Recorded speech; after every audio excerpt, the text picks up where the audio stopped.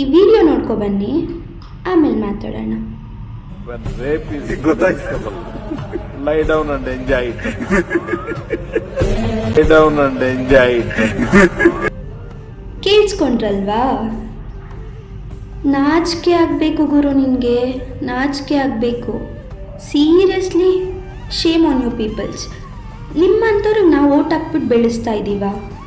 ಅದೇ ನಿಮ್ಮನೆ ಹೆಣ್ಮಕ್ಳಿಗೆ ಈ ಥರ ಆದರೆ, ಅಥವಾ ನಿನ್ನ ಹೆಂಡತಿಗೆ ಈ ಥರ ಆದರೆ ಹಿಂಗೆ ಹೇಳ್ತೀಯಾ?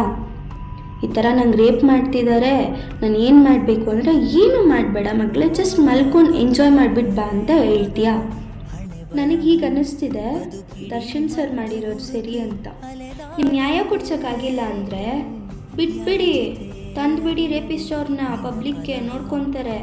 ಈ ನ್ಯೂಸ್ ಚಾನೆಲ್ಗಳು, ಮೀಡಿಯಾ, ಅದು ಇದು ಎಲ್ಲ ವೇಸ್ಟು. ಅವ್ರಿಗೆಲ್ಲ ಏನು TRP ಬೇಕು.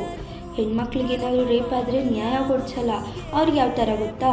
ಕ್ರಿಂಜ್ ರೀಲ್ಸ್ ಮಾಡೋರು, ಈ ಮೂರು ಮದುವೆ ಆಗೋರು, ಅವ್ರನ್ನ ಕರ್ಕೊಬಂದ್ಬಿಟ್ಟು ಮೀಡಿಯಾದಲ್ಲಿ ಕೂರಿಸ್ಬಿಟ್ಟು ಮದುವೆ ಮಾಡಿಸಿ ಕಳಿಸ್ತಾರೆ ಹೊರತು ಹೆಣ್ಮಕ್ಳಿಗೆ ರೇಪ್ ಆಗಿದ್ರೆ ಅದು ನ್ಯಾಯ ಕೊಡ್ಸಲ್ಲ. ಮಕ್ಳಿಗೆ ಒಂದು ಮಾತು ಹೇಳ್ತೀನಿ ಕೇಳಿ, ಇಲ್ಲಿ ಯಾವನೂ ಬಂದು ನಿಮ್ಗೆ ನ್ಯಾಯ ಕೊಡ್ಸಲ್ಲ.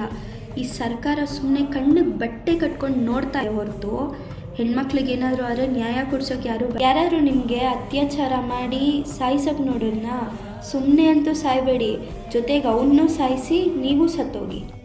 ಒಂದು ಮಾತ್ರ ನೆನ್ಪಿಕ್ಕೊಳ್ಳಿ, ಯಾವ ಹೆಣ್ಣಿಗೆ ಜನ್ಮ ನೀಡೋಕ್ಕೆ ಬರುತ್ತೋ ಅದೇ ಹೆಣ್ಣಿಗೆ ಒಂದು ಜೀವ ತೆಗಿಯೋಕ್ಕೂ ಬರುತ್ತೆ.